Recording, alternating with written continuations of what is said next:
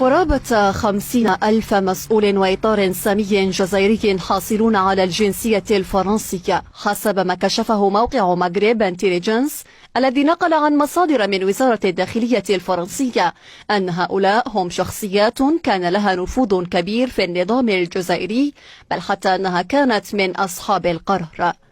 القادة السابقون الذين تم تجنيسهم يمتلكون جميعهم تقريبا حسابات عقارية ومصرفية وقاموا باستثمارات في فرنسا، بينما قام آخرون بإعادة بناء حياتهم أو انضموا إلى العيش رفقة أسرهم في فرنسا. ورغم أن الجزائر أصدرت في 2016 قانونا يحدد الوظائف العليا في الدولة التي يشترط لتوليها التمتع بالجنسية الجزائرية دون سواها، إلا أن هذه المعطيات تظهر حجم التجاوزات القانونية من قبل بعض المسؤولين لا سيما الوزراء، مما يؤكد بعض المعلومات التي تم تداولها سابقا بأن وزراء أفلتوا من مقصلة هذا القانون وبقوا في الحكومة رغم كونهم مزدوجين الجنسية. هذه المعلومات تضع الدولة الجزائرية أمام مسؤولية مراقبة إطاراتها، كونهم يملكون أسرار دولة بأكملها، كما أن ارتماءهم في أحضان دولة ليست كغيرها